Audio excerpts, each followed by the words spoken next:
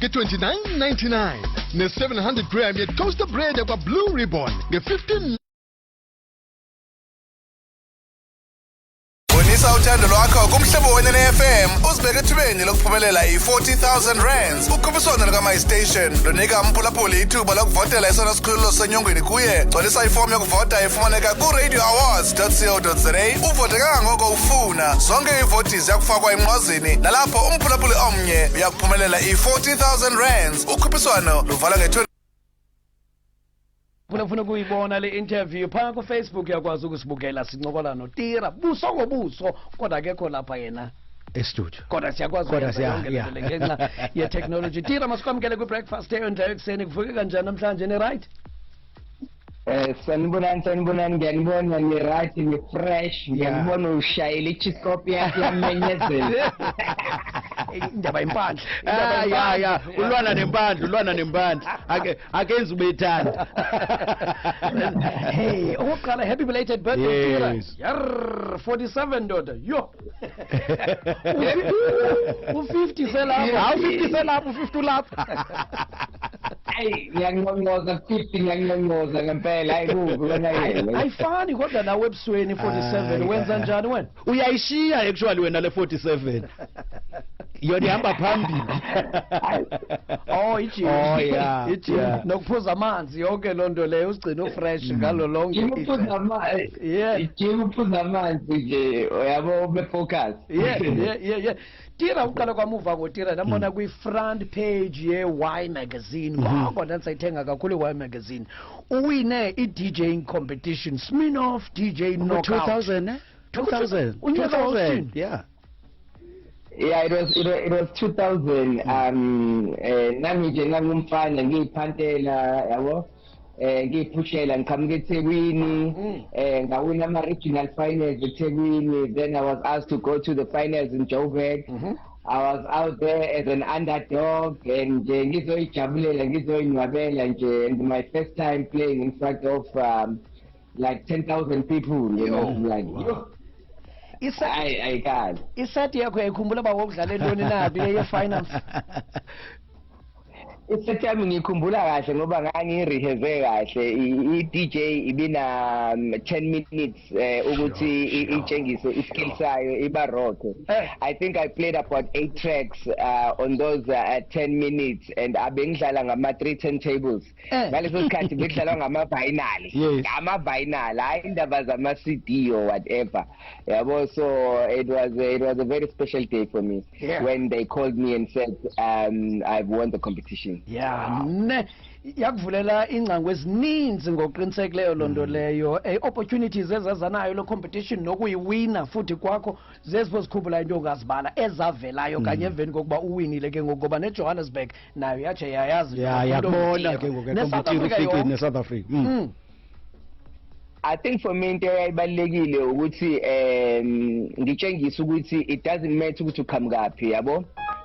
Ungabe uqhamuka eMonti, ungabe uqhamuka eBhayi, ungabe uqhamuka eThekwini, ungabe uqhamuka ePolokwane, if une-talent lakho and uyimisele ngokuthi uzophumelela ungakwazi ukuthi ukuphumelela.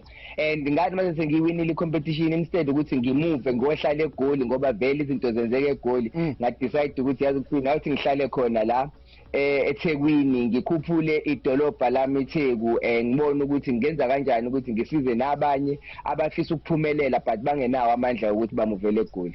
And uyenzile ke nyani into yokusiza abanye abantu abaninzi kwecareer yakho kodwa ke sawuncokola ngayo ethubeni. Hey, e-university uTira wayesenza human resources. Human resources, bra. Jonga yakude kuyo yonke lento uyenzayo. But uyi-businessman kodwa ekugqibeleni I think mhlawumbe iyasebenza. Mhlawumbe ziyavela eza skills HR ekumanageni i-artists zakho. Ngiyazama ukumanage i-artist, yazi i-artist sometimes isuke ingafuni ukumamela. Ama-artist awalamameli. Ama-artist make athola imali azukidla nje. Uzozwa sekuthiwa umuntu usehamba nge-Mercedes, hayi bondoda, this is your first mano yezayo.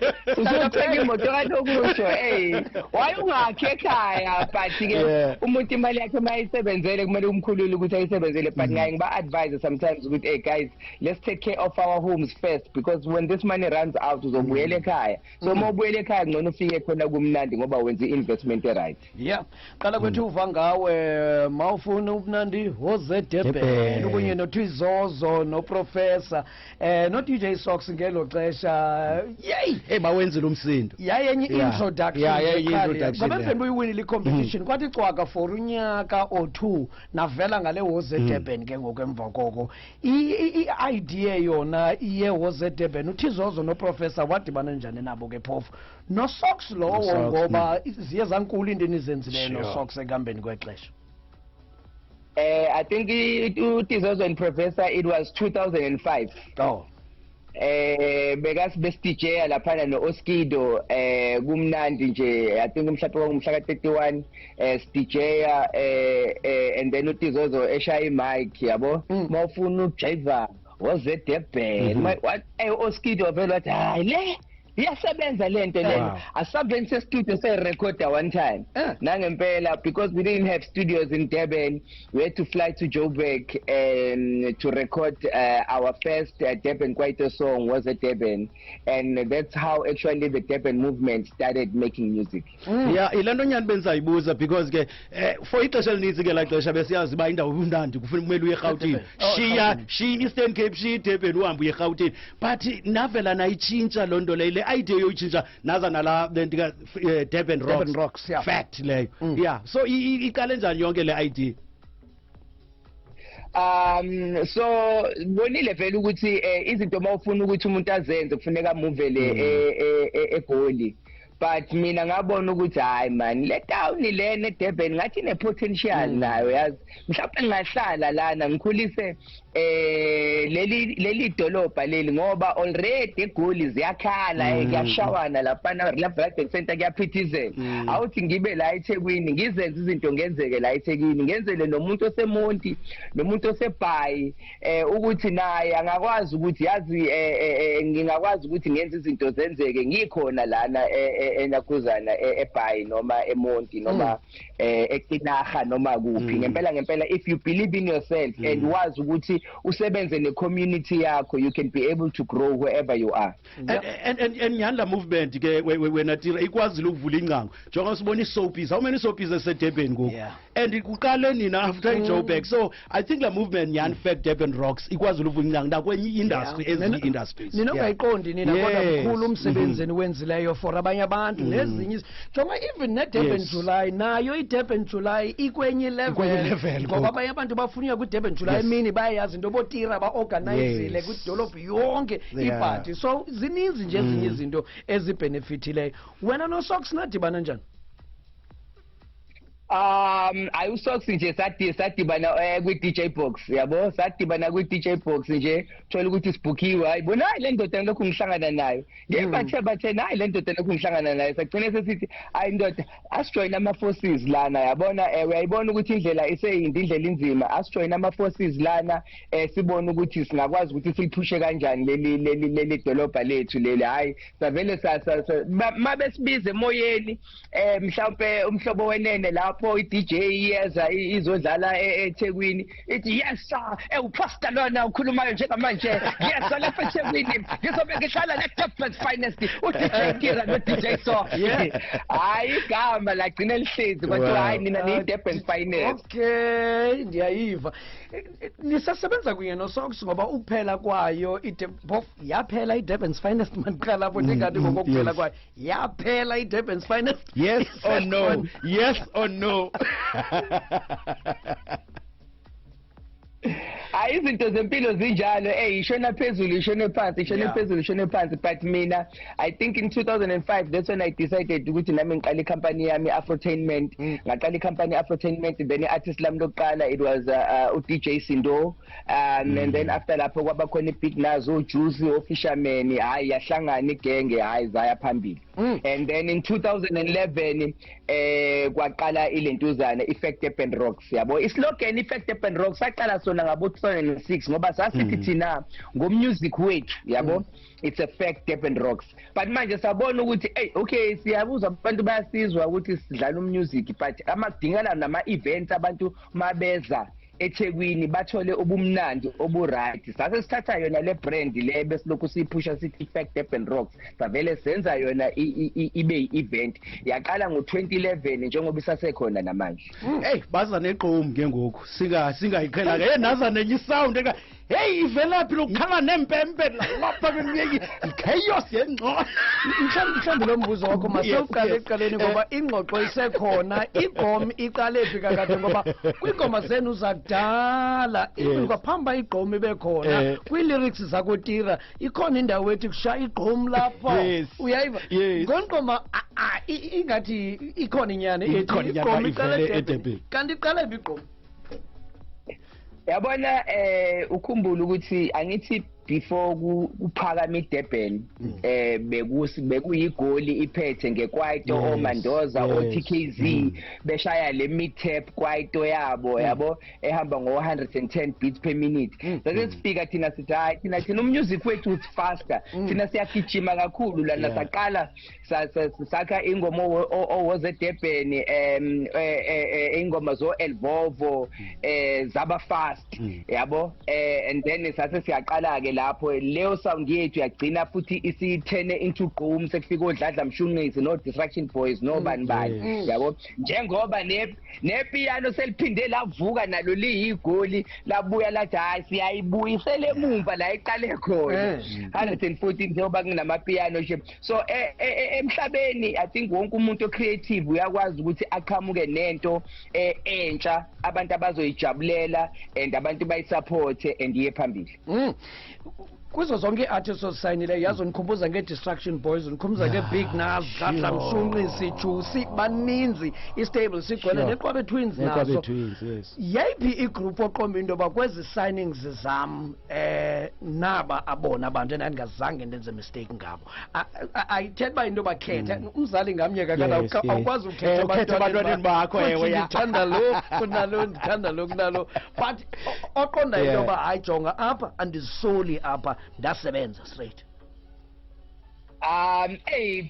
angeke ubale one man but ke ngingasho ngathi umlando esiwenzile neBig Nas ngempela into emangalisayo ngoba ngikhumbula kahle masiwina ama-awards laphana ngamasama sithatha ama-award awu-3 siqhamuke eThekwini ngempela it was life changing leyo nto leyo and namanje sabhaliwe emabhukwini ukuthi saqopha umlando ngalokho yabo but nje umsebenzi awumanga ngoba nakho nabo nodladla mshunqisi bangenile benza imanga kwangena nama-Q Twins nawo ezimanga but I would say ukuthi hayi Big Nas yona yenze ngempela izinto ezibukwayo ithini indaba eBig Nas kakade ngoba niluze members ezimbili kwashiyeka imember A1 sekushiyeka uDanger yedwa ngoku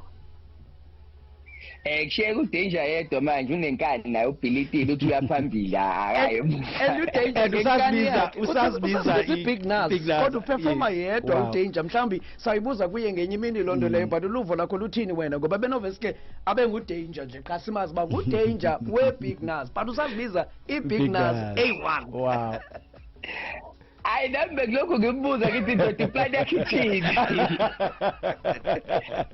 ngekethi nje Big Nas forever unengani uDanger Tira abantu abaninzi nabasakhula i-artists ezininci sikubona njengomuntu olithemba kubo because bekujikela izivideo kuthiwe nangu umuntu udlala igitari outside of indlu kaTira into ezilolo hlobo zikutatsha njani wena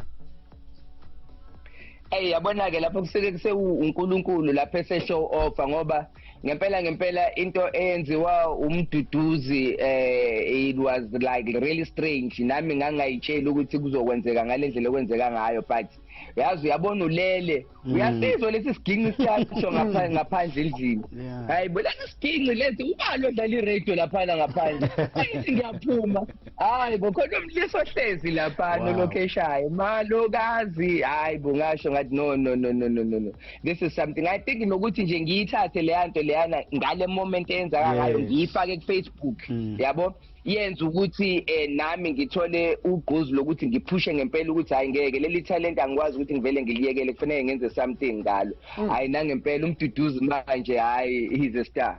Unetalente Tira yokuyibona italente kubanye abantu even nakwi producers uJojo kwalapha ePE ngomnye wabantu osebenze nabo producers all over nditsho even abantu abafana noNak Music nakhona uNak Music ebesele khona italente yakhe biseyisazi work acting wathatha wayibeka kwenye level ebesingayazi nalapha emculweni njalo njalo yintono ikhangelayo kwi-artist ofuna ukusebenza naye. Mina ukuyimisela number 1 kufuneka italent esilibone man yabona upastor nje masingena nje uthi ndoda awungitshengisa ukuthi uphethene esandleni phela ungenza ukuthi ngibone ukuthi hayi ngeke man ngiyafuna ngempela ukusebenza nawe so for mina nje nokuyimisela nje kwakho nje yabo kubalekile ukuthi uyimisele ngibone ukuthi hayi cha ngempela lo muntu ngingakwazi ukusebenza naye bese senza umusic senza imali hayi kube mnandi kufike nezingane bona kahle ake bakushaye ngebhodlela Tira sasike sancobela ngale last time wayela festival bethe ngebhotile udlala utsima umsebenzi wethu abantu abayazi lo udlame likhona hey ngisathetha ngodlame njalo yima indaba kangizwe indaba kangizwe nithe icazulule ngingasho njalo ukuthi hayi siyekile yaphola ngoba yabona umuntu uma ekusukele ekushaya ngempama wayuthula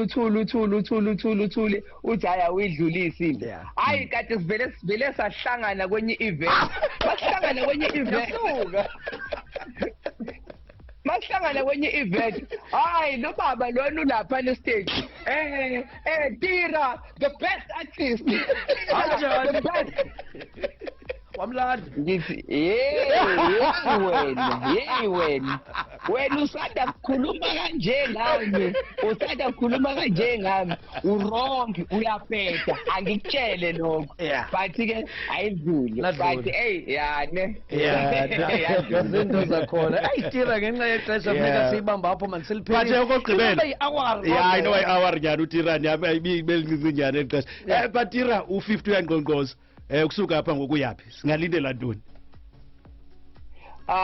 So i-album yami iphumile njengamanje Malume Way inenye ingoma ethi cela sikhulume emnandi ngeze noxolwa nenye nemurumba pitch ngibonile kade nidlala la interview so so njengamanje ngiphusha i-album yami and then ke namanye ama-artists appointment asafuna ukukhipha ngiyazi ama-Q-tunes afuna ukukhipha so nje sibhizi ngama-events nje nokuthi sipromote music wethu no-Duncan nabo they've got a brand new song i-weekend enkulu so I think for mina nje ngihalela nokuthola i-artist elisha-ke yazi ngihalela nje nokuthola i-artist elisha nje elizongigijimisa nje lingigijimise nje so ngiqhubeke ngibheke italente ngibone ukuthi akekho yini umuntu ozongichaza or umuntu ozoba lo moya lewo ukuthi ngibone ukuthi nga-investa kuyena so lo talent awujonga nge-KZN ingaphuma e-Eastern Cape ingaphuma e-Northern Cape ingaphuma e-Western Cape uNak Music ngimlande khona eBhayi ngihlangane naye eBhayi ngiyodlala khona yaqala i-relationship yethu eBhayi njengoba sisazana nje kuze kube manje zingaphi i-artists onazo kanti Afro I think izila ko 7-8 sibaningana khona igcwele indlu so kodwa usafuna ukongeza oyedwa ngizokuyeka ukudala amasisi iqomni yaqhuba ngalo kwelacala lenu lase KZN lase Cape Town liyahamba kodwa ndoda ne alihamba kakhulu so thina nje asiqhubeke nje sisupportane yonke into izoba right Nkosikakhulu Makoya sibamba ngazibini DJ Tira kumhlobo wenene FM siyabulela besidlimbadu naye Nkosikakhulu next time yaba i-hour ephelele DJ Tira ke lo mphulaphula kumhlobo wenene FM siyabulela kuye sibeka kumizuzu 28 phambi ko9 kwi breakfast avela la njani mafaze ingongoma zendaba ze-SAB 7 kaSeptember ku-2023 Bonisa uthando lwakho kumhlobo wena ne-FM uzibeke ethubeni lokuphumelela i-40,000 rands. Ukhuphiswano lukama station lunika mphulaphuli ithuba lokuvotela esona sikhululo senyongweni kuye. Gcwalisa ifomu yokuvota ifumaneka ku-radioawards.co.za. Uvote kangangoko ufuna. Zonke iivoti ziyakufakwa emnqwazini nalapho